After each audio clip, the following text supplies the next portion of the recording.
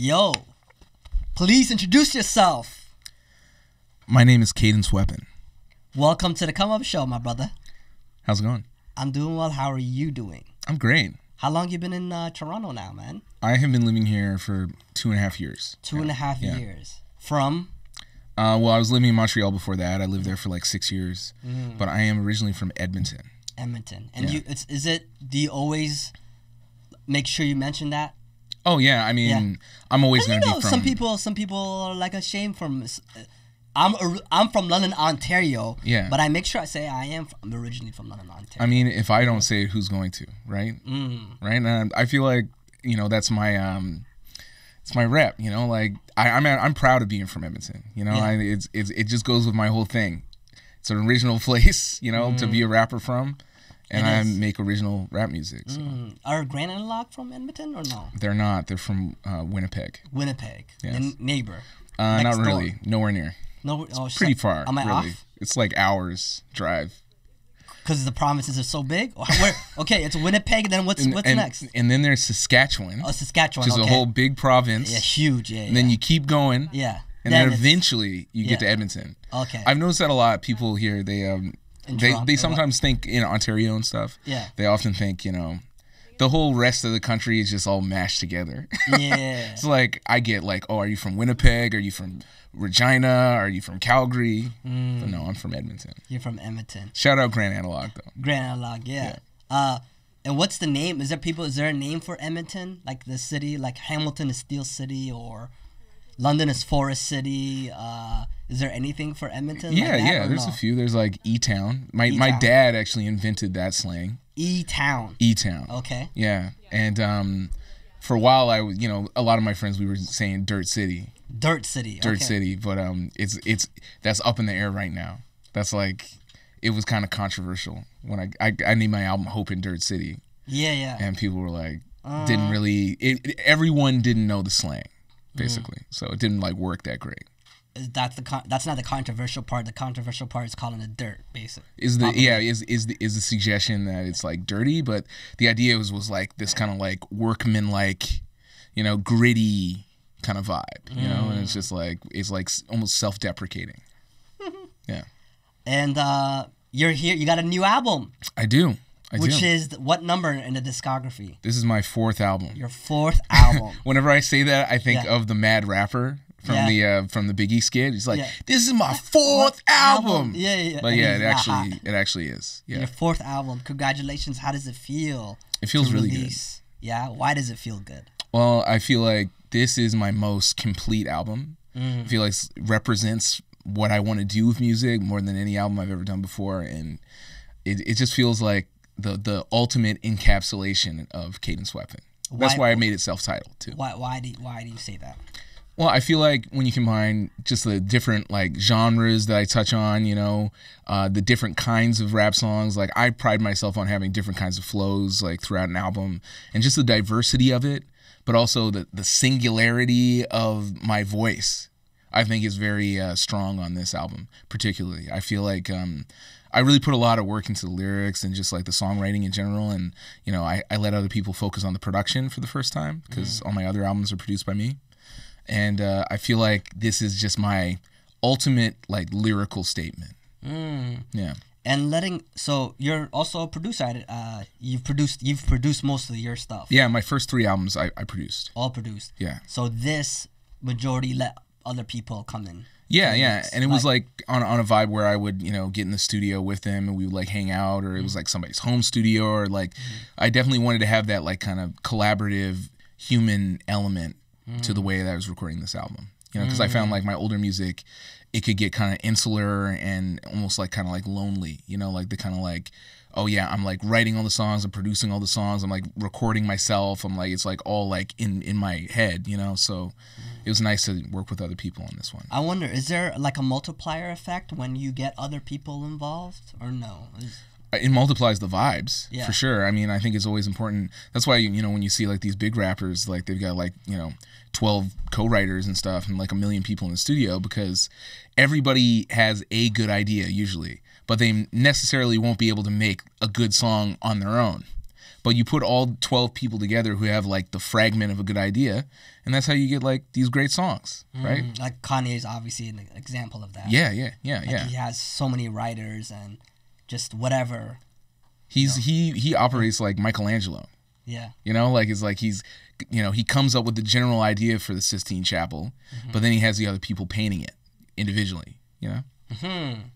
And like, but like, since you didn't usually like collaborate with people, like I think in the past you had like trouble, like, you know, letting people come into the mix or like giving up ownership a little bit. Is that fair to say? Yeah, definitely. I mean, I'm definitely have a very strong vision when I'm making an album, and in the past I kind of wondered if people wouldn't really understand or like be able to like how would I roll these people into my own music, you know? And so that was like a really big focus that I had for this album, is that I was like, okay, I'm going to collaborate, work with as many people as possible, people from all kinds of different genres, and just be totally open.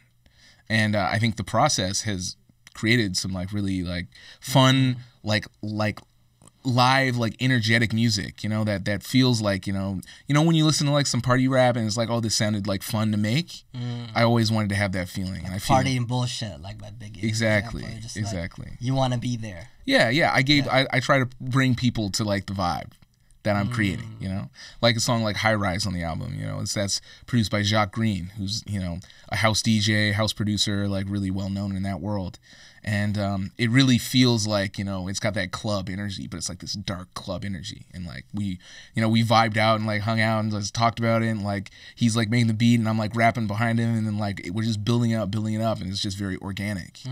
Yeah. I wonder like while you're doing that and like say when you're making High Rise, because you made like over these years, you made like say 100 songs, I believe, right? Like a lot of songs. Yeah, I wrote tons of songs. Yeah. Like this track, High Rise, is an example. In that, when you're making that song, did you know that this is were you in album mode? Oh yeah. Like, okay. I mean, the whole time I was doing it, it was like, this is working towards like a larger whole, but I didn't really think about, you know, what that would be. Maybe it would be an EP, maybe it would be an album, maybe it would be just like a couple tracks, whatever. But then by the end of the process, I was like, this is like, there were enough songs that like felt good together, you know? And that was like a song where instantly after I got it back, I was like, yeah, this is really hot. Like it gives you that feeling, and I started, you know? A lot of the songs I made up on the album, like I was like, yeah, this is like, I'm feeling it. I'm feeling like it has that feeling that I need, you know? What is it? What's like, what gives you that feeling? What is it? The beat? What are you saying when you said you're getting back? What are you getting back? I think what it is it's like just the feeling that I've achieved what I set out to do in a very complete way. You know, it's like, it's not like, oh, I need to like bring this back. Maybe I should get this other person to play on this. Like, you know, the songs that ended up on the album, they're all like, oh yeah, this has that like instant feeling, like almost like an out of body feeling to them, where it's like, okay, yeah, this is like the world. I've created the world of this song completely. That's very interesting. So, you know, like High Rise, an example. Let's talk about that song, High Rise. Because, what is that song about? Okay, so the song High Rise is definitely inspired by living in Toronto. And basically when I first moved here, just trying to find, you know, a place to live was really difficult. You know, it was just heavily competitive, you know, looking at like over 25 different places around town. What were you looking for? You know, just like a house. Okay. You know, or like, you know, like a place that wasn't like a condo, basically. A place that was not a condo. Okay. And what I ended up, you know, going through this whole process, it was just felt hopeless.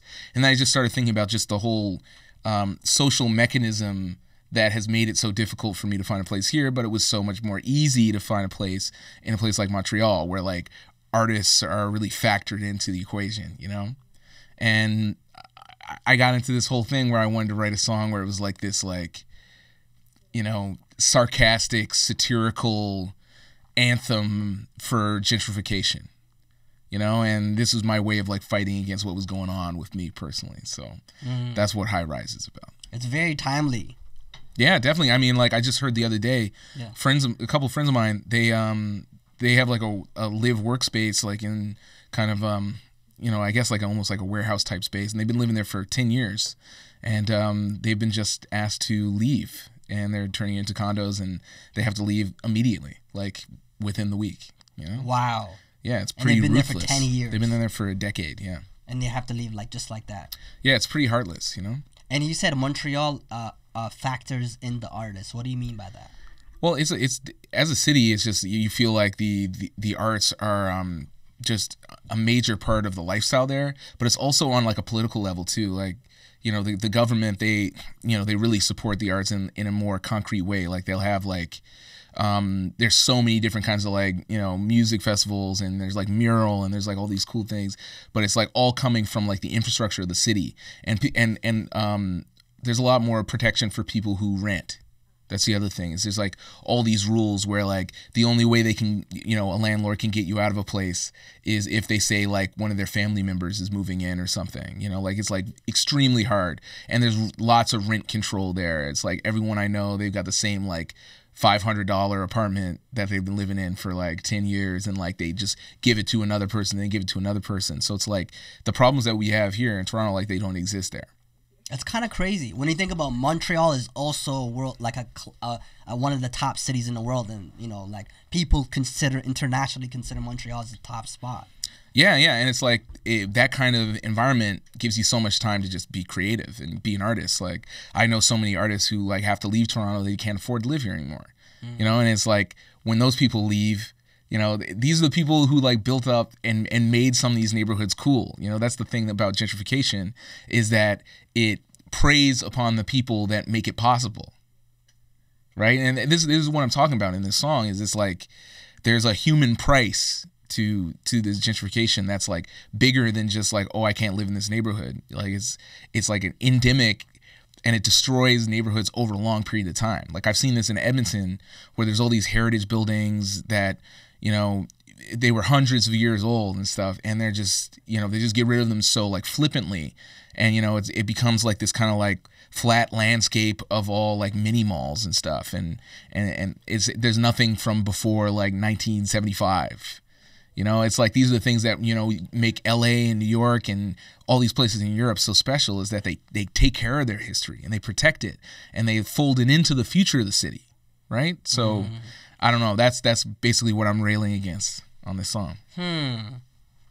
Yo, thank you for that, and making it in the way of people are like, it's music, it's entertainment, but still you're spitting stuff out in the music as well too. After this album, I'll be running for mayor of Toronto, by the way. So you got my vote, my G. Yeah, I'm on. That was my stump speech.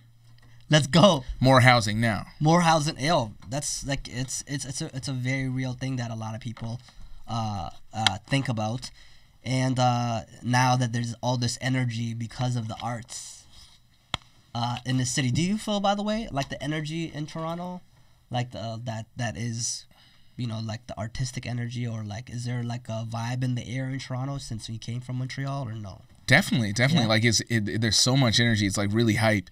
Like in a way, like it feels like the world is watching, you know, and it's like there's all this like competitive energy. Like when I hear about all these like young rappers coming up all the time, it makes me just want to be doper, you know. And it's like I see how they're moving, and it makes me, you know, want to get, you know, get to where they're at in the city, you know. Like it makes me feel good, and it's like, you know, I didn't always have that in every city that I live in, you know. Yeah. I believe you said that you felt productive when you became productive, like really productive. When I mean, a lot of these songs that I wrote for this album were mostly during the period of time that I lived here. So just really in the last couple of years, like I just amped up my production, and it was just, you know, there's so many different studios, so many people to work with, so many producers, you know, like, you know, a guy like Francis Got Heat, you know, just having those people like in the community and just around is just an incredible resource. Yeah, you know? And that's because it's. When you have that type of people and talent or whatever, you're gonna work. Yeah, definitely. What else are you gonna do? No, I mean, well, it's like you kind of also Toronto's a city where it's like you have to. You know, it's like if you don't, you just get like spit up and out of the city. You know, it's like you got to find a way to make a way here. You know, you know, and that kind of like external pressure is very positive for me, like creatively. And is it a positive thing? It's very positive for me, but like for some people, it isn't. Some people don't like it, and then like they bounce, but I'm liking it. What are you talking about when you say some people? Are they creatives or just no? In generally speaking? You know, it doesn't work for everybody. You know, especially coming from a place in like Montreal where like the creative pace is just so leisurely. You know, that might be a reason why I didn't put out a record for like 5 years, is that I didn't really feel the urgency to. You know, like I was DJing all these after parties. I was, you know, I wrote a book of poetry. I was doing all kinds of other things and just being like an experimental, like creative person. But there was not that urge to be like, okay, like you got to get back to like your main thing that you do. You know, what people know you for. Right? Yeah. No, it was like it's possible to go on a permanent vacation there. True. So it's kind of like the West Coast, because I hear that from the West Coast as well too. Where people are like, there's not like the East Coast, Toronto, New York got that, like you feel the difference between that and the West Coast. Well, it's right? almost like West Coast. It's like it's so nice there. Yeah. You know, it's kind of like you can just have like a really nice life and just not have to like hustle and put out all these records and stuff. You know, like that's another thing. I wonder like how winter affects us here. When it's minus 15 or minus 17 with wind chill right now, and it's like that for like 5 months. I mean, what else are you gonna do? Let's be creative. You know, right? I think that's where like so many of these like classic Canadian records come from, is that isolation, that period of time where it's kind of like there really are no distractions. You know, like before I was here, I was working on music, because you know, it's not like I'm outside like hooping. I can't do shit. You can't do nothing. Right? That's so funny. Yeah. We're gonna take it back, man, my G. Yes. We're gonna get some history, because first of all, as you said, you're from Edmonton. Yes, that's right. And your dad was a pioneer like hip hop DJ at CJSR. Yes. FM, which is like it's a well-known station across Canada, and they raise a lot of money as well too. Because I was at CHRW in London. And I worked for a couple of years as a program director, and I would always look at like how much money they raised, how much support they would get when it came to fundraising, all that type of stuff. But your father brought hip hop into Edmonton. Is that true? He is the guy. Yeah, no, he introduced. What was his name? His name was Teddy Pemberton, but he went by TEDDY. That was how he would say his name. Introduce himself on the radio. Yeah. And his show was called The Black Experience in Sound. You know, so he's playing funk, R&B. When did he start this show? When did the show begin?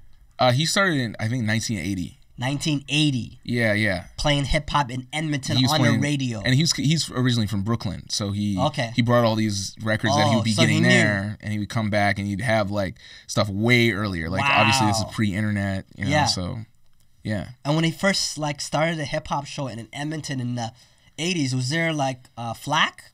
I don't think so. Not really. I think people were just like, wow, this is like some radical new music. It's exciting. And I think a lot of people were inspired. You know, people come up to me all the time and they tell me, you know, it's like your dad is the reason like I started rapping, or like your dad's the reason like I got into DJing and stuff. And it's like, it was like, you know, must listen radio. You know, it was like every Saturday night people were just like locked in. He was on every Saturday. What was his time slot? It was like 8 to 11, I think, or something. Wow, really good time slot. Saturday, 8 p.m. to 11 p.m. And he used to do some really cool things. Like he wasn't just playing rap. He wasn't just playing one genre. But he had like certain songs that he would always play as like, it was almost like part of his routine. So, you know, starting in the 90s, he would open up his show with Nas' New York State of Mind. Right? Open it up with that.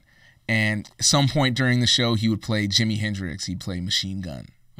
You know, and in the same show, he'd be playing like some like kind of almost like Quiet Storm, R&B. Like Phyllis Hyman was like an artist who'd play every show. You know, he'd do things like he'd play the 2001 Space Odyssey theme. Wow. You know, like it was very like experimental for the time. You know, this is like pre like mashup era. He was just playing whatever he wanted to play. Yeah. And so you were growing up around this? Yeah. Like when, like, so how long did he do the show for? From 1980 until when? I mean, 2001, 2002. Yeah.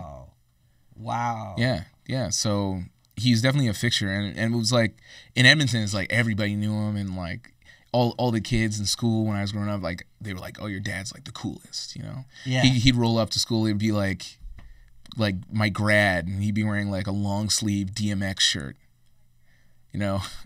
And then there was X. Yes, it was literally that one. Yeah. Like crazy. Yeah. That's really dope. And then who else?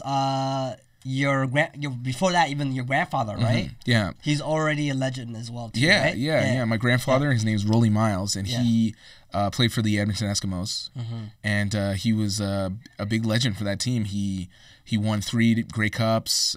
He's in the Hall of Fame, the CFL, and there's a field named after him in Edmonton called Rolly. A football field or like a Just park? an athletic field. Wow. Rolly Miles Athletic Field. Yeah. Rolly Miles Athletic Field. Yeah, which is I was almost going to call my album that, actually. That was the working title for my album.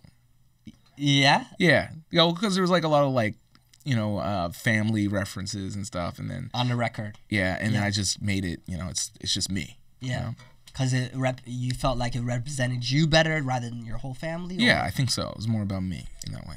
Dope. And who else? So your uncle as well, too? Yeah. Brett Miles? Yeah, so Big inspiration? Huge inspiration. He was the Yeah. guy who got me into, really inspired me to rap so much.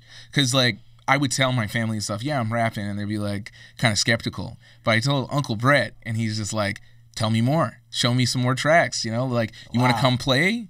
He would bring me to the bars, and I'd be like, 13, 14, and I'd be just, like, sitting in with the band, So that's when I first, like, learned how to perform live. I'd be, like, with, like, a 10-piece funk band, at the Sidetrack Cafe. You played funk? Okay. Funk music, yeah. The band was called McGilla Funk Conduit. McGilla Funk Conduit. Yeah. Okay. Yeah. And is it true that he played with Mick Jagger? Is that true? That's true, man. What did he do? He was like a heavy kind of session musician. He lived in New York for many years, and during that time, he'd open for people like Buddy Guy. He did play on a Mick Jagger record. It was like a single that came out like in the early '90s. I can't remember the name right now. But and he also played with James Brown as well. Wow. So like he's definitely heavy in the funk game. That's amazing. So you were saying that you're I'm rapping now. Where did that influence come from to rap? Yeah, that's a good question. I mean, it's just I noticed myself, like I grew up around rap.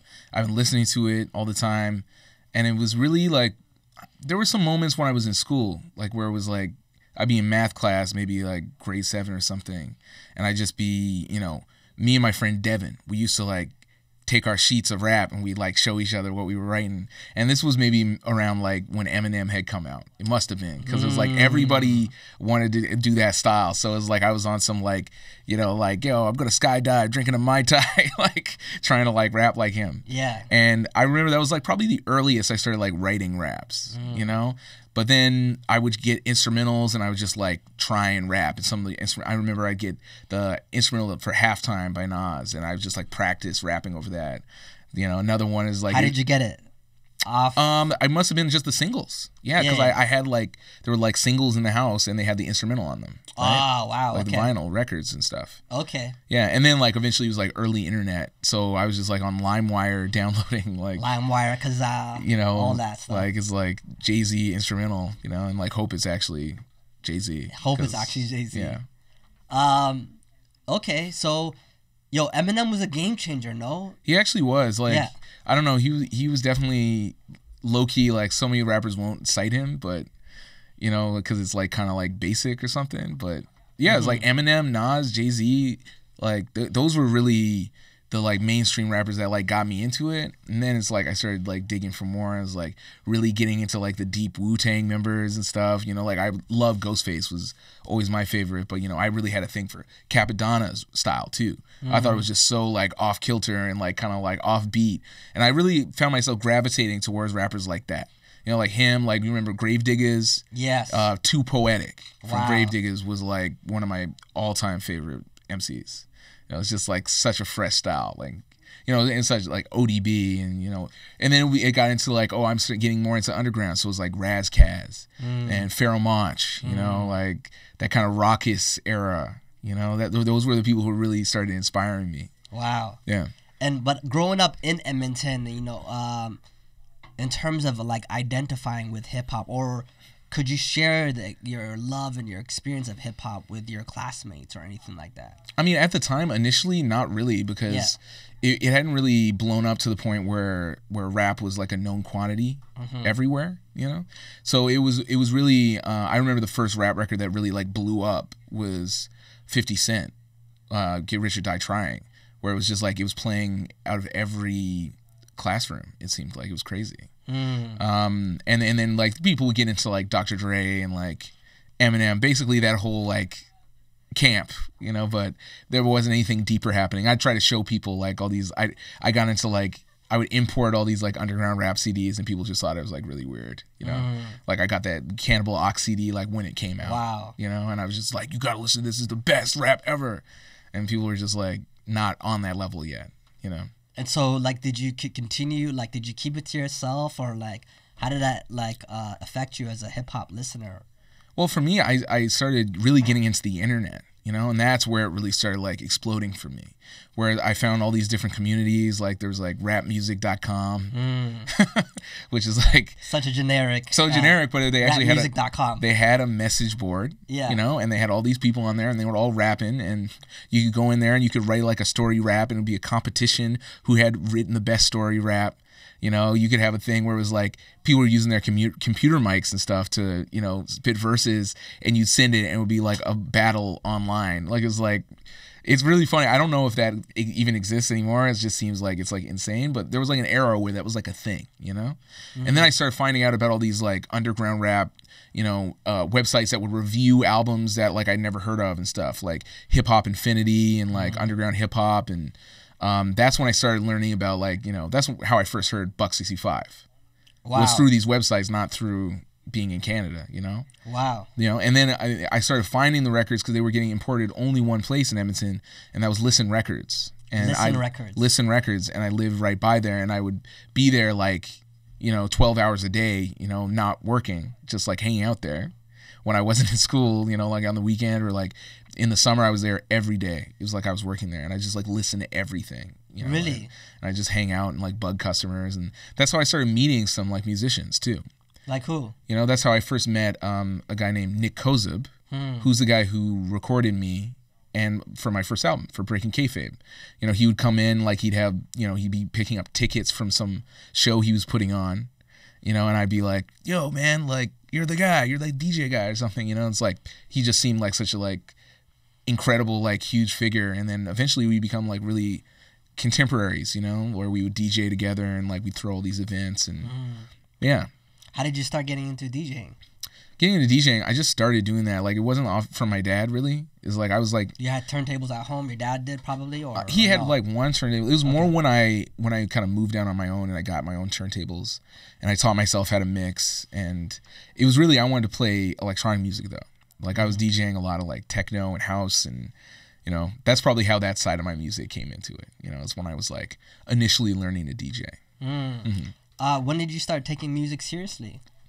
I'd say probably, you know, I made a mixtape called Cadence Weapon is the Black Hand, and that had some of the early songs that were on Breaking Kayfabe, and I was like selling that like hotcakes, you know, it was like everywhere. I was like in Edmonton, I was in every bar. I was like, yo, do you love real hip hop? Like I was him. I was that guy. But people were buying it, and it was like people were into it, you know? I love that. Right? And I was like, yo, do you love real hip hop? I was like, yo, tell me the pitch, please. Yeah, no, it was like like that, but I was a little slicker with it, I think. Okay. I don't know. But yeah, and it was like not only there, but I was like hustling online too, where I was like, you know, hitting up these blogs and stuff, and then I started my own MP3 blog, you know, which was called Razor Blade Runner.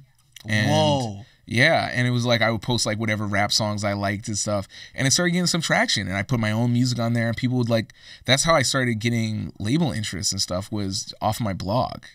Wow. You know, so there's like this would have been 2005, 4, 3?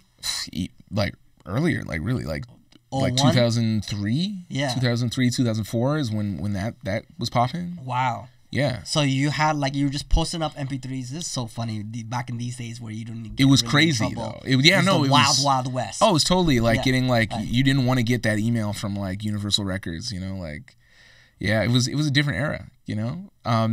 But like at the same time around then I was starting to get in with like the rap scene in Edmonton, Okay. which like I wasn't aware of when I was younger, but like once I was old enough to go to bars and stuff, I started meeting other rappers and stuff like Touch and NATO. They were like really supportive. A lot of DJs helped me out a lot. You know, guy Sonny Grimes, Mark Paz. These were all like, they were like the cool rap DJs who would DJ at Black Dog and had shows on CGSR, and they were like more established and stuff and like a lot older than me. So that's like, they were like my gateway into the scene.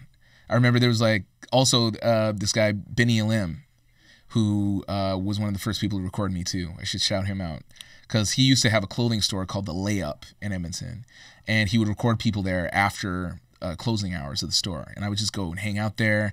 And then after he like, before I was of age, sneak me into rap shows and stuff.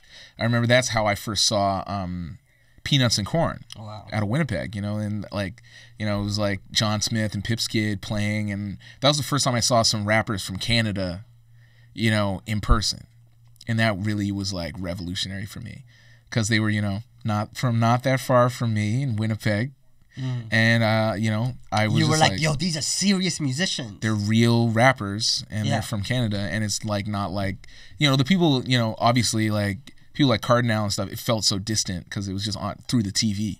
Yeah. You know, and it just seemed like across the country. But it was like these other like prairie dudes, you know, it felt really real. So that was a major inspiration for me. Wow. So you're very active, eh? Like you're really active in terms of like getting like out and about in the scene.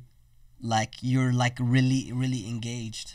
Yeah, heavily. Yeah. I mean, even just from a very young age, I just kind of had that impulse for some reason. Do you feel like it was influenced by like your pops at all, or no? I mean, a little bit, but I mean, it was just in such a different way. Like my dad, he didn't like the same rap as me necessarily, too. So there was already that generational difference, you know. Like when he got the Eminem promo, he was just like, "Take this shit," you know. Like he didn't want it. Was it only generational, or was it also a difference between Canadian and American hip hop? Because back then there was. Oh, yeah. He didn't get the Canadian rap at all. No, right? Whatsoever. Like, he wasn't. He's from Brooklyn. He's basically going to the States, playing all this stuff. There was, you know. He was heavily New York bias. You know? We couldn't even listen to Tupac in the house. That's another thing. Back then, like, if you're from New York or the East Coast, you were biased towards, you know, like L.A. was biased towards New York and vice versa. No, it was one or the other, you know? And it was like. That was like part of my rebellion too. Is like I'd get into like hieroglyphics, you know, and like I was like, yeah, this is West Coast. You know? Yeah, that's amazing. Yeah. So where did it go from there? Yeah, from there I eventually, you know, like I got really well known in the rap scene. I was just opening up for like anybody who came to town. I remember who are some people I opened up for? I opened up for Questlove when he was DJing in Edmonton. Pretty much any notable rapper who'd come through, I would open for them. And who was booking you? A guy named Brent Oliver, usually, or Eli Klein. They were like the big promoters at the time. But yeah, eventually I got signed to this label in Toronto called Upper Class, and they're like a super small label. But they had a really good vision for where I could go, and they had some connections with like other bigger like entities. Like I think they used to work at like Universal Records and stuff. Like distribution deals? Or yeah. Okay. They had like, you know, like they definitely like saw the potential of what I had. So I ended up working with them. And what did you release with them? I released my first 3 albums with them. The first 3 albums? The first 3 albums, yeah. Okay. Yeah. So leading up to the first album, tell me about that releasing that and putting that out and working on that. Wow, I mean, that was a really exciting time because it was like, oh, it's real. It's becoming real. Like, once I had that real CD and, you know, like, it was amazing because I got so much, like, positive press, all these great reviews. Like, I was getting in, like, New York Times, like, everything. Like, it was crazy, you know? In New York Times? Yeah. People were just like, yo, this is, like, something to listen to. This is, like, you need to check this out. You know, like, it's like I was in like BBC, you know, and like just all over the world. Is this because Upper Class was working it, or no? What? Well, they helped, but it's like the music was very original, and I think it really stood out, like just around the world as being like, you know, a totally new sound. What was the sound like, you know? And this is around the albums like say 2005.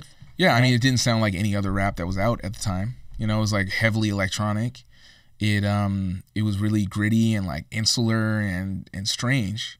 And I think it really helped me stand out, you know, not only in Canada, but just around the world. Wow. Yeah. Were people, because you know how people, you said it didn't sound like anything else, but were people comparing it to anything like New York Times or BBC? Like, because usually they like to make those comparisons. I mean, not even really. Like, the only thing people would compare it to was like video game music. Whoa. You know, and like they would say maybe like my rap style recalled some of my influences. You know, I remember hearing like Dell, you know, or like, you know, like some of the, I definitely was coming from this like world of, you know, I grew up listening to all that underground rap and having that certain kind of ethos, but with this heavy electronic music, which I think was very strange for the time. You know, it's like, it was years before Yeezus. You know, like it wasn't like that normal to make music. Even like when that. Yeezus came up, people were like, what the hell is this? No, and I saw a reflection in the mirror. I was like, wow, this is like, I remember that period of my career. That's amazing. So that came out, and what had happened because of that release? Well, yeah, I ended up like touring the world, you know, like the world. I was Where? all over the place, all over Europe, played in, you know, Germany, and you know, I played all these festivals. I played Roskilde in Denmark, and I played, you know, Splash Festival in Germany, and I played this festival in Lyon. You know, like I was all over the place. I played Glastonbury. Wow. You know, I played Lollapalooza. You know, Pitchfork Music Festival. I played all kinds of stuff. You know, it was crazy. It was like, that was like between my first album and my second one. Okay. And it was around that whole era. Okay. So Yeah. between 2005 2008. Yeah, yeah. And we're like, how did you handle this? Like performing at Glastonbury in your 1920 or something like that. I mean, How did you do that? I was just a total asshole. Yeah? I was just like a cocky.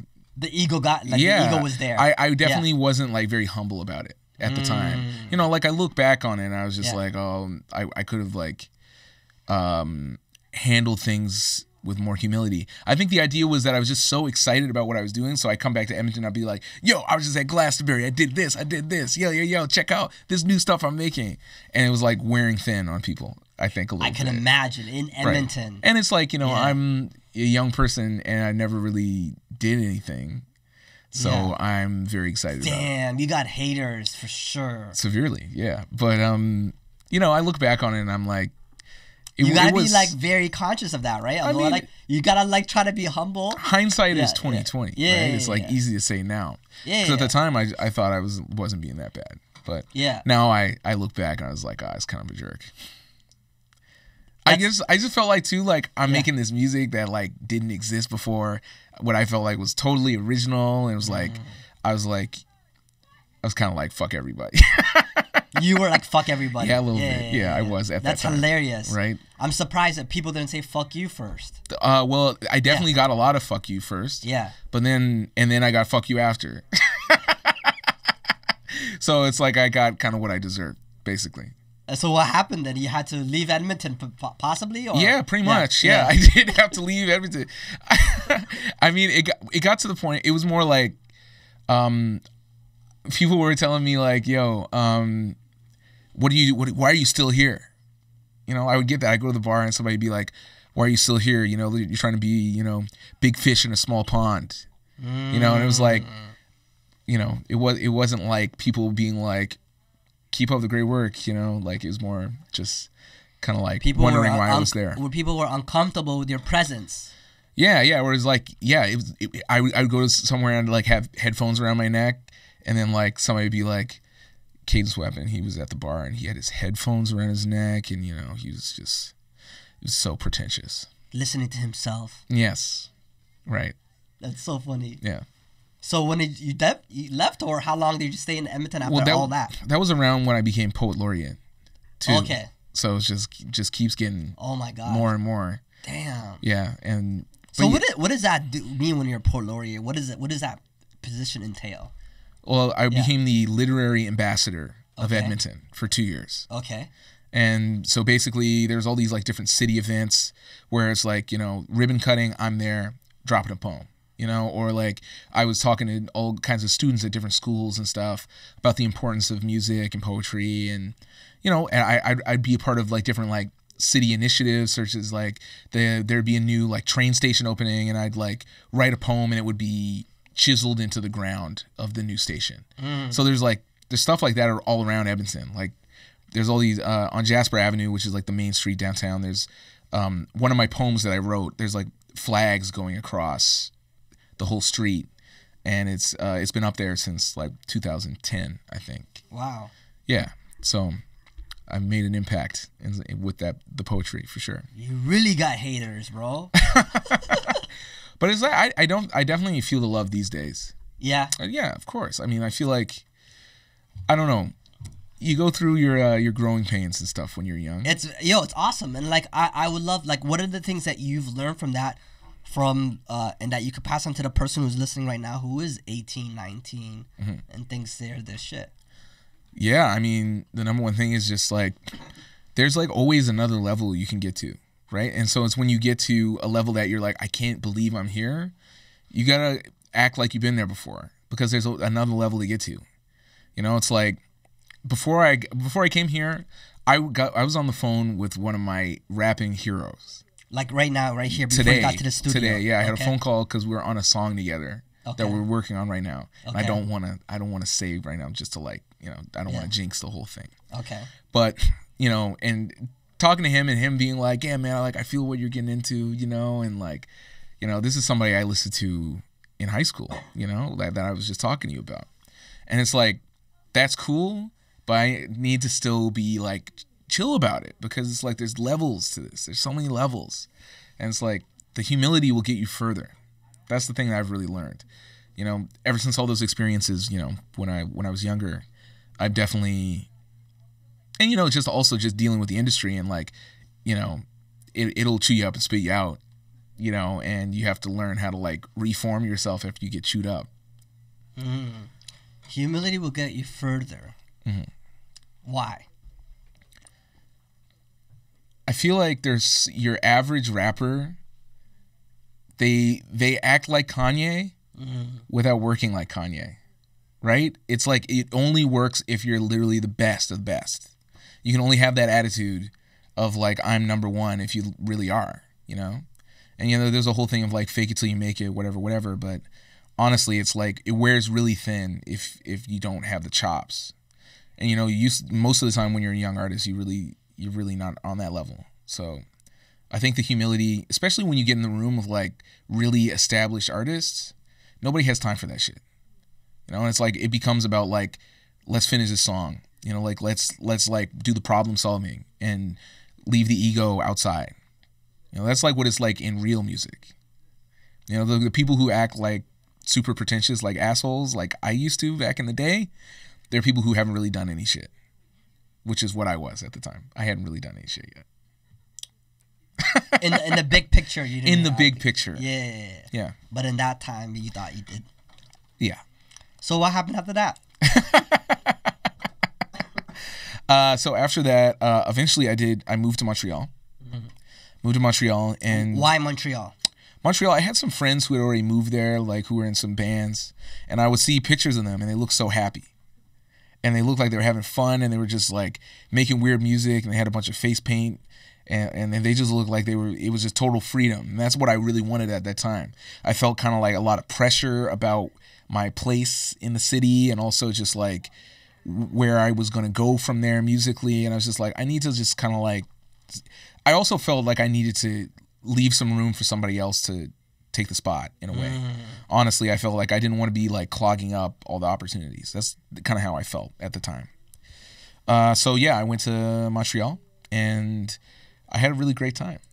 I met all these great artists in all different fields. Everyone I met, seemingly was an artist, you know, and it really like pushed me to like, I really feel like there was me before living in Montreal and there's me after. And I feel like that's where I really became like the freaky version of me. You know, whereas like I was always like kind of like messing around trying to get to a level of like experimentation with my music, but living in Montreal I really reached it, and I just became more experimental in like every way. You know, like I was like throwing all these different events, and you know, I got into all these different scenes where it's like, yeah, I had like a bi-weekly poetry night, and I had like DJ nights, and I was DJing like 10 times a month, you know, and I was like just creative, like boom, like everything, you know, like I published a book, you know, like I was just like flexing, you know, and the whole time I was also making music, but it became less and less of a priority because my quality of life there was like excellent. I was having so much fun, and I was just, you know, also like Montreal has just like the most beautiful girls in the world, you know, and it's you know, just all these great cool artists to hang out with. It was just a great time. Were you also learning French, or did you know French before that, or no? I didn't know French before that, and I learned like passable French, but I'm not really great. So you don't really need French to get around, or no? I wouldn't recommend going there not knowing French. I wouldn't recommend that, but I was able, just because of the way that I work, like I didn't have to like work a job. Like I was just DJing or like doing musical things, so it was all in English. Yeah. So I didn't really need to, but I would highly recommend knowing the language before you move there. 100%. If you're trying to live. Yeah. Make it and do a job. Okay, dope. So wow, Montreal was a lot of fun. Yeah, it was really fun, and then I came out with Hope in Dirt City. Yeah. Which was a record that I felt like was split up, half Montreal, half Edmonton. You know, like, and I made half of it in Montreal and half of it in Edmonton. So it really reflected the vibes of the two cities, I felt like. And yeah, so Montreal is different, isn't it? It's very different. It's very, honestly, you can go there for, you know, just a few days and not hear any Canadian news the whole time. You know, like it's very insular. Like it's very Quebec. You know, like it's, you know, it really feels like you're in a different country in a lot of times, you know? And for that, it's very cool. Like you can really like have tunnel vision and be focused, but you can also have tunnel vision in the bad way too, where you're kind of only focused on like, when's the next party? Yeah. Yeah. You know, and like that started happening where it was like. Because the whole French type of living, like, is it like kind of like Paris? Is it because like French people are like liberal and like relaxed? Joie de vivre. What does that mean? Joie de vivre. Yeah. Joy of life. Joy of life. Yeah, and that is the way of life there. It's, you know, it's focused, you know, a lot of the time you work towards having like a good time. That's like the main, you know, you work just enough to be happy. You know, I think people have a very healthy lifestyle there because there is time set apart for like, you know, I'm going to go to the park and I'm going to have a bottle of wine and, you know, some croissants, and I'm just going to like hang out here and just really relax because, you know, on a weekday, like, humans should do that, right? Yeah. I think it is very humane and normal. Whereas like here, it's like that's like people aren't really popping like that. Like it's like, yeah, I'll go to Trinity Bellwoods once this summer and like that'll be my relaxation for the year or something, you know? And you got distracted with that a little bit, obviously. I did. And you were like, what, 23 or something like that? 24? Yeah, I was mid-20s. Mid-20s. You know, and that was just... First time leaving home, Edmonton. Yeah. You know what I mean? Like, yeah, that must have taken you. Yeah, it definitely... Tell me a little bit about that. Well, it definitely swept me away. Like, it got to... Swept you away, yeah. It was this thing where I was... I mean, all those experiences influenced a lot of my music, like what I write about. So it's like I never, you know, trade them for anything. You know, on this album, songs like The Host and Five Roses and, you know, so many of the other tracks are inspired by that period of time, my crew, right? But it's like during the time when it was happening, it was kind of like, I honestly felt like, did you ever see that movie 24 Hour Party People? No, I have not. It's about Factory Records and Joy Division and all the bands and stuff. It felt like that. It felt like it was just all about like, when is the next event that we're throwing? When's the next rave? We were doing things like we would drive a bunch of speakers to the forest in Laval, and we would just have a party there.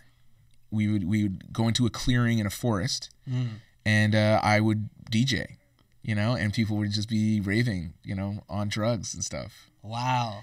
That sounds like fun. It was awesome. Yeah.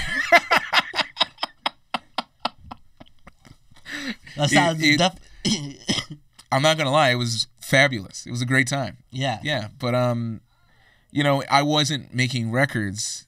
Instead, I was having those experiences. You know, like where it would be like, you know, and it was also hard to like find people who were like making the same kind of music as me. Like there's a francophone rap scene, but like they don't really mix with the anglophone rap scene that much. And there's like way more producers than there are rappers, and you know, it's just a different vibe there. You know, so I had trouble like kind of navigating that. And because you're probably one of the guys, like the influencers, leaders, or like you're not just an average dude who's just like, you know, you're the DJ or artist or creative. So people are kind of looking to you or coming to you for the parties or the good times. Yeah, and it became a thing where it was just like I was just getting all these different projects, and it was like I was super busy the whole time I was in Montreal. Okay. But those projects were all like in Montreal, and they were in this like specific community.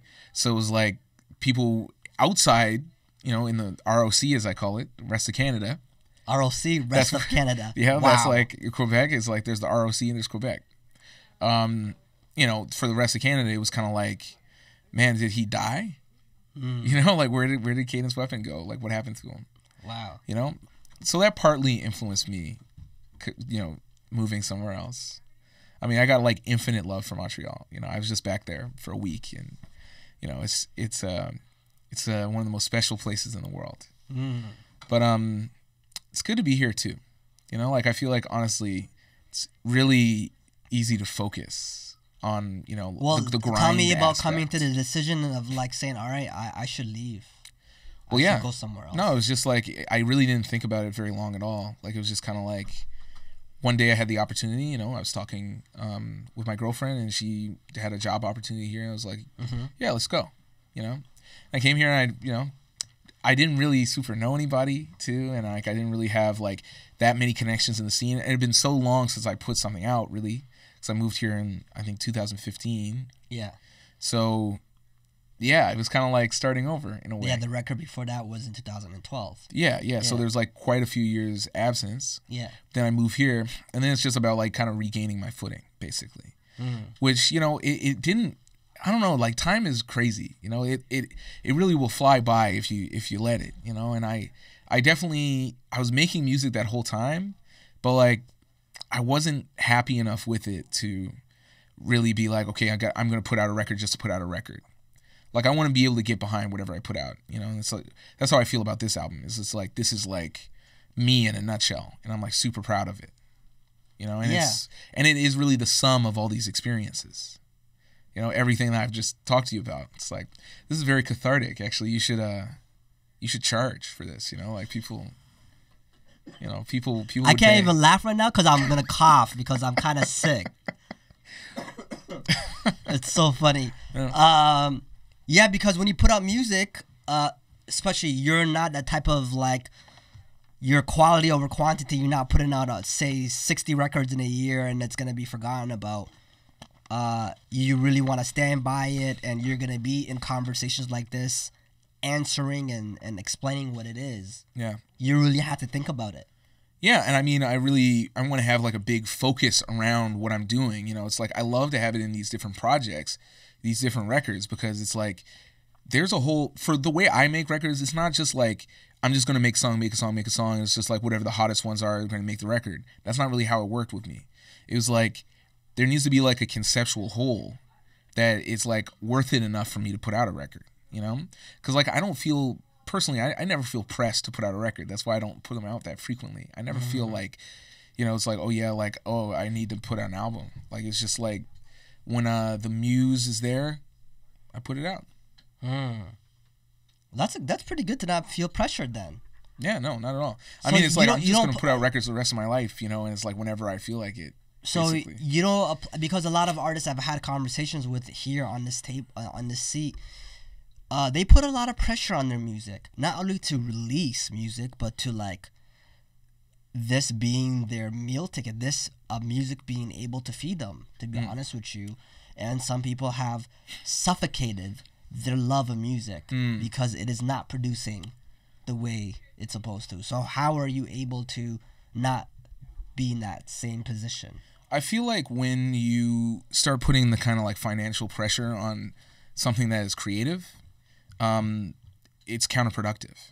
Like I find, you know, the thing that's always been successful for me, and why my records have, you know, gotten acclaim or whatever, and like people hear about them or whatever, is that I'm just honest with myself. I'm true to myself. And, you know, I make something that I can stand behind, and creatively I'm happy with it, and that's like good enough for me. I find you make records that start creative first, the money will come. You know, like people respect something that's creative. You know, like people respect something they've never heard before. You know, it's like it's gonna get to people eventually. You know, I guess it's just it's about being patient too. You know, because you know I'm not like I put out records that you need to listen to multiple times to really like get the depth behind them. You know, and it's like I write records that are like books in that way. You know, it's like I want you to live with these records. It's not for streaming. It's not just like it's not like the next like mixtape that you just heard yesterday, like that you just are gonna burn through like in a month and then never listen to again. Like I'm trying to make something that's substantial. You know, that's the era I grew up in. So, like I get it. I get like it works for people. Put out a single, and like one of those songs like hits, and then it's like really good for them. But it's like for me, I'm trying to create a foundation of a long-term career. I'm trying to be on the level of, the legends that like I grew up listening to, whether it's like, like Kanye West, he puts a lot of thought into his music, like think about like how Pharrell, like he puts a lot of thought into like the whole process and the concept around what he makes. It's like, these are the people that I'm working against. Like, I'm not like really thinking about like whatever like the hot rapper is like yesterday or whoever's like on Rap Caviar tomorrow. Like, it doesn't move me. I'm like, I put out vinyl records in 2018. That's my wave. It's like I'm trying to put out some records that are gonna be a physical object that are gonna last the test of time. Talk that talk. I mean, I'm getting a little spicy, but you getting a little spicy. Talk about records. No, because that's how I feel. Yes, I appreciate that, but how do you not get distracted or mesmerized with what is happening right now? Of like, there's artists who are trying to game the system, putting out a double disc album because it means more. I hate that. I hate that because it's so anti-musical. It's not about music. It's like, this is commerce. It's supposed to be a tug of war between art and commerce. You know what I mean? Yes. It's not supposed to be commerce first. This is bullshit to me. It's like I see those records like that Chris Brown album. I was heated when I saw it because I was like, these are the scraps of that you don't even care what it is. You just need to have 38 tracks so you can like 45 songs. Just to like, make your, it's like, get a different job. Don't be an artist. You want to do something that's about quotas and like, it's a numerical based game. Like, hit fucking Wall Street. We're artists here. Yeah. I'm a music artist. I don't like that shit. It's like, I don't know. This is why, I don't mind putting out a record every 5 years, because I promise, if you're a fan of my music, I will never put out a bullshit 45 song record ever. I'll never put out a bunch of fucking trash just to like get my numbers up. Like I hate that. And one of those artists that you were inspired by, and that kind of fits into that quota of like putting out a lot of music, is Future. Mm-hmm. So first, you said Future was inspiration, so explain. Oh no, but I feel like he doesn't even really do that, because despite the fact that he put out 2 albums at the same time, they're quality albums. They were both very thoughtful. I felt like when they came out, they totally dictated the terms of rap at that time. It was a statement.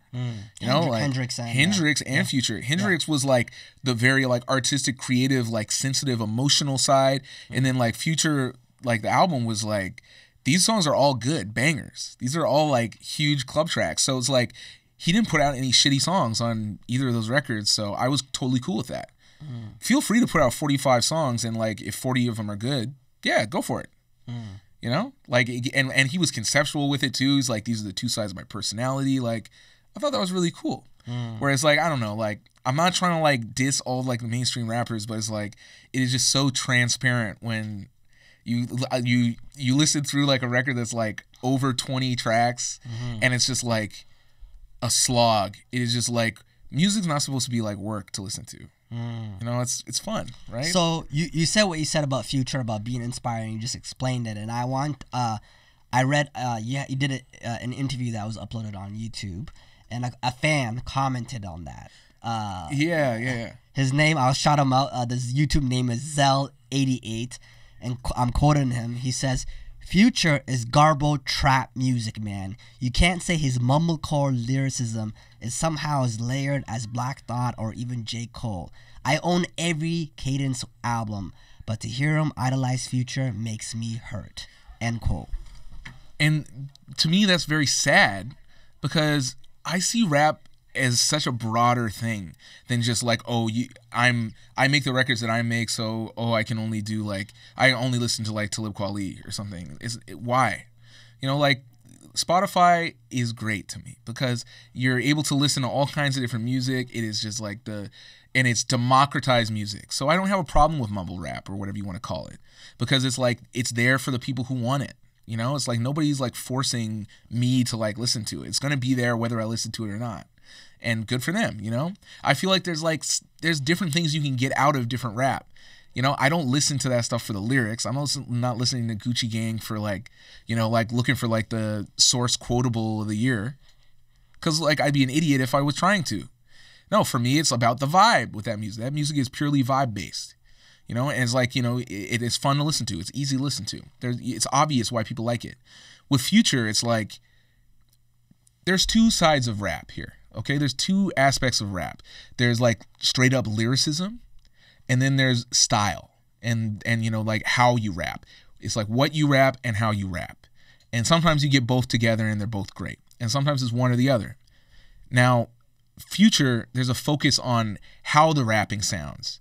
And for me, it was just a thrill ride, super exciting. New flows every track. It was just like, he was just like coming through like, and rapping in ways that people really didn't consider yet, you know? And for me, that was very exciting. It's very experimental. But then I also felt like it was lyrically very good too. So it's like, for people who like just jump on the bandwagon of saying like, oh, this mumble rap, like, yeah, it sucks. You know, it's like, if you think it's mumble rap, you're not really listening. You know, because, you know, when people say mumble rap, it sounds exactly like what people used to just say about all rap to me. Mm. You know, it's like, this rap, it's crap. You know, and it's just like, I don't understand what they're saying. It's too fast. I don't get it. It's what they used to say about Rakim. You know, and now we think back, and that's like almost like it's conservative rap. It's old, you know? Mm. But it's like the same thing will happen to this mumble rap. That's the cool thing about rap is it goes in cycles and it like changes and it's really quick. But it's funny. It's like, you know, one day we're going to look up and Lil Pump, he's going to be like an elder statesman, you know, and we're going to be looking at him the same way people look at T-Pain now. T-Pain was the most hated guy in rap for so long. Was. Yes. And then now he's in the fader and people are just like, wow, those records were good. Yes. You know, opinions change over time. It's crazy. And it's just like, because when somebody's doing something at the time, sometimes we can't appreciate it. You know, we're not on the same level of operation that they're at. You know, so for the commenter on that thing, I think you should go back and listen to Future and Hendrix, especially the song Sorry at the end of Hendrix, which I think is lyrically very cool. I think it's got a lot of cool ideas in it. And thank you for being a fan. And thank you for being a fan, because my new album is also good. You like the first three, you'll like this one too. You know, we should hang out. We should listen to Future sometime. It's an invite to the fan. That's jokes.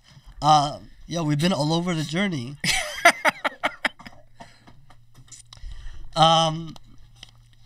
So yeah, it's been going up and down. So I want you to share with me a moment where maybe, you know, you have this big picture of what you want to do and how you make music or whatever.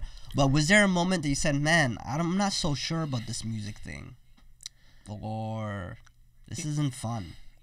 Yeah, I mean, there are definitely some moments like that. I mean, when I toured my last album, Hope in Dirt City, I did a tour of the States, and in a lot of ways it wasn't really set up properly, and there were just like logistical issues, and some of this, like, it was a emotional roller coaster. There'd be like a show I play, you know, for a couple hundred people in Brooklyn, and then like, you know, I'd play like to 5 people in Detroit or something, you know? It's like, it was just like really stressful, and like the whole time, like, I don't know, the infrastructure that I had around me, like my label and, you know, my management and stuff, they, in a lot of ways, they weren't working, you know, with my best interest in mind, you know, where it was like, it seemed like it was more about like keeping their label afloat and less about like my career and the right thing for me.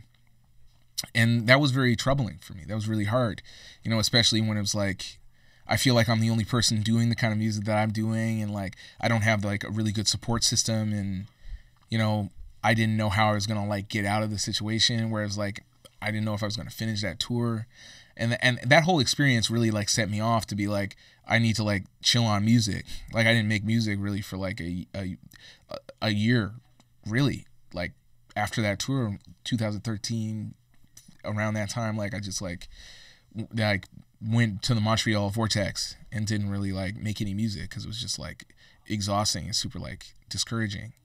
You know, like I mean, in a career, like especially like I've had a long career.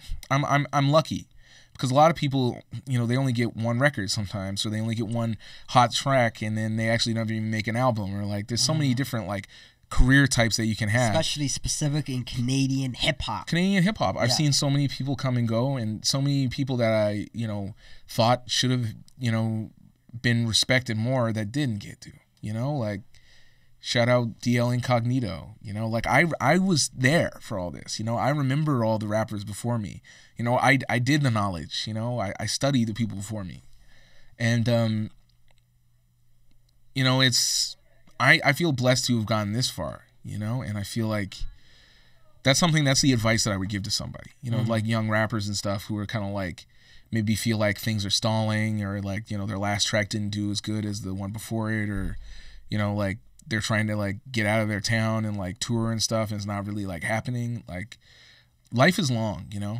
and it's like as long as you keep just trying to push yourself and trying to be more creative and trying to just better what you're making, like the cream, you know, it sits at the top. You know, eventually the best things like get found.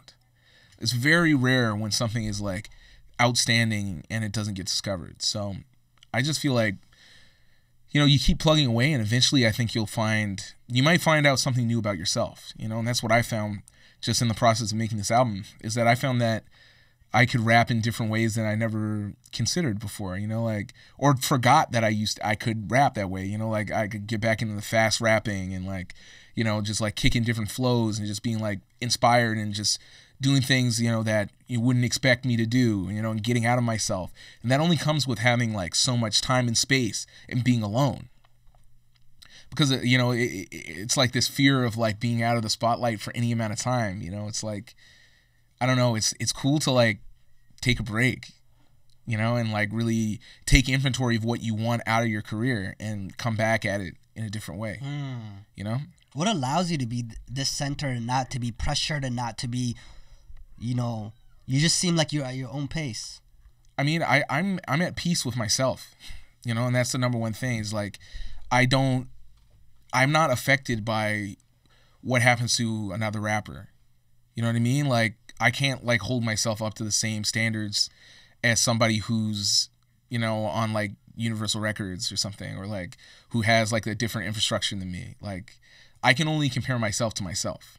So it's just basically having a good sense of self, a good knowledge of self, and just being reliant on myself.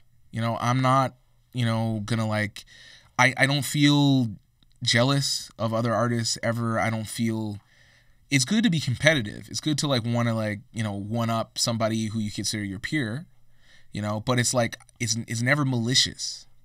You know, it's like, I want everybody to do well. You know, this Canadian rap, you know, when I first came out, it was really not popping that much. You know, it's not the same as it was when I first started. And to see like, there's just all these different constellations of different style rappers, and there's conscious rappers, you know, there's like people like Claremont II, you know, and like Nate Husser, and like all these like different voices that weren't there before. Like, it's good for everybody, you know, it's good for all of us, you know, it's like, you know, it's like, what is it like? Wait, what is the saying? I'm all about sayings. What is the saying? It's like all sails lift the same boat. All sails lift the boat.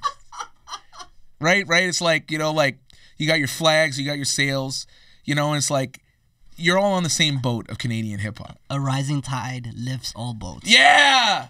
That's what I'm talking about. So catch a wave. So catch a wave! with that said, what is inspiring you right now? Oh man, a lot. You know, I've been actually. I'm really into research. That's a big thing with me. Am I for this chair in here? We're doing an interview. I thought you guys were recording with these guys. I'm so sorry. Okay. What has been inspiring me? Yeah, what's inspiring you right now? I've been just kind of like analyzing records. Like, that's the thing that I like to do lately. Is I'll go back and think of like a classic album and just kind of deconstruct it and think about like, what did I like about that?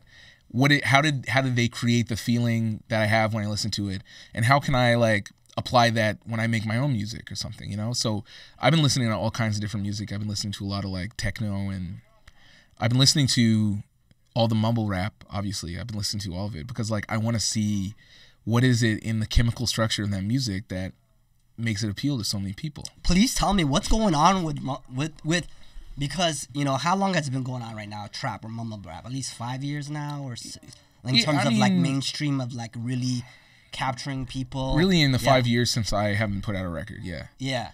Because when I went to like maybe 5-6 years, or how many, like say a few years ago, when I went to a show, and I'm seeing all these fans just lose it, mosh pits, right? I might have started hating on it before then because I grew up in the Talib Kweli's or whatever. But when I looked at it, I'm like, something is going on here that I cannot hate on. I get it now. Yeah. You know what it is? It's like what you call mumble rap today. It's the new punk music. Okay. You know, it's got the same characteristics. A bunch of young artists come up with their own deconstructed, weird version of the old music, which in punk's case would be rock music. And then they look totally different. They've got like this like rebellious streak, and the songs are really short too. The songs are like 2 minutes long, and you see the shows. The people are like going crazy, moshing, and responding in a way that you didn't see at a rap show before. So to me, it's like the new punk for those reasons. And like I feel like despite it being like not necessarily all like super abrasive like punk music, I feel like it has that attitude. It has that attitude of like not giving a fuck about what came before it.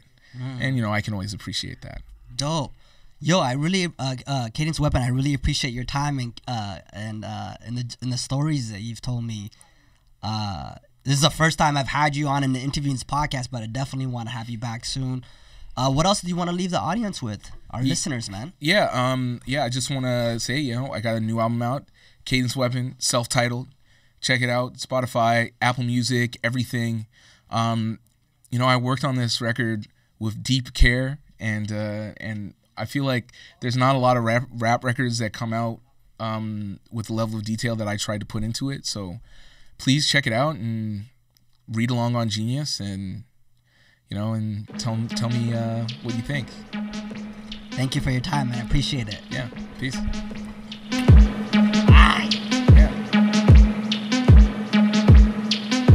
Goes out to all my mile-in friends and my Parkettes connects. All the kids in Little Italy, the punks in St. Henry, Plateau Bros, and the crew in the D's. Cause you know when I do it.